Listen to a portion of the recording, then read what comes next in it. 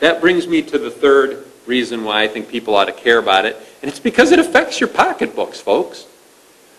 In the last round of redistricting, legislative leaders spent close to $3 million of our taxpayer money, and what they spent it on was sophisticated map drawing technology, and they spent it on technical experts and political consultants, and ultimately on lawyers.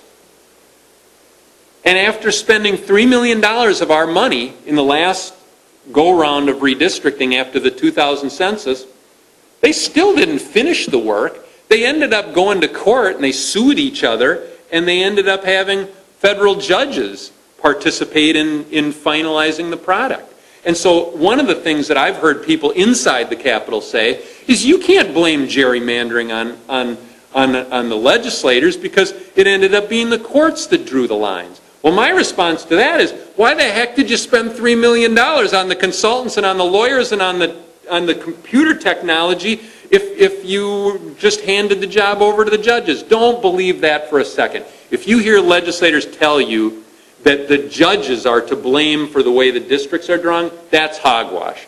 The courts defer to an incredible extent to what the legislators have already created. They don't sit down and start from scratch and draw their own districts. Judges don't feel qualified to do that. They don't want to step in that sort of political mud. So they rely to an incredible extent on the plans that have been developed by the two sides. And they end up trying to strike some compromises. But $3 million of our money got spent to carve up the state in a way that undermines the competitiveness of elections and that ends up producing legislatures and Congresses that are no darn good at working with each other and solving our problems. Why the heck would we want our taxpayer money used to create lousy representation? That's why we should care about redistricting. And it is possible to draw a better Wisconsin, and it is possible to draw better jurisdictions right here at the local level, and that's why I'm so pleased that you would be willing to take some time out of your evening to start thinking about this. Because when the census numbers are finalized, and it happens around April of 2011, the numbers get delivered, and your local elected representatives are going to have to start that process of drawing district lines for your city or your county, and those wards are then going to be used as the building blocks for state legislative districts, and the process will move to the Capitol. And what we've done at the Democracy Campaign, along with the League of Women Voters, we've started this thing that we call the Campaign for Accountable Redistricting.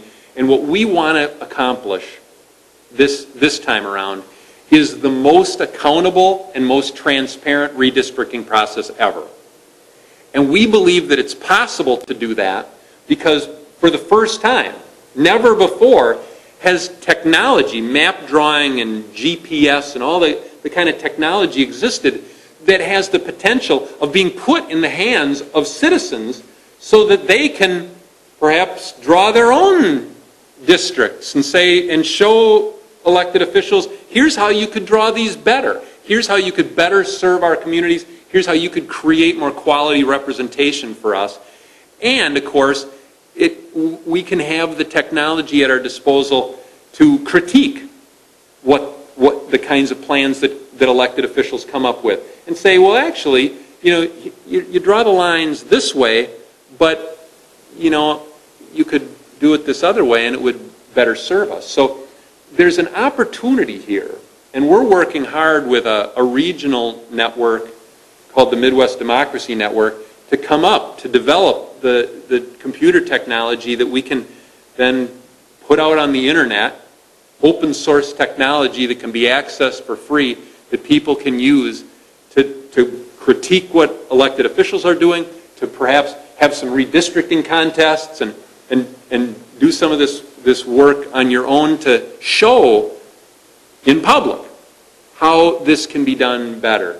So that's our goal, is to make the 2011 redistricting the most transparent and accountable process of redistricting in our nation's history. And we have technological tools that can make that possible. Whether we can pull it off, that's our challenge, but it's possible, and it never was before. What they were doing behind closed doors, we couldn't replicate outside because we didn't have the technology to do it.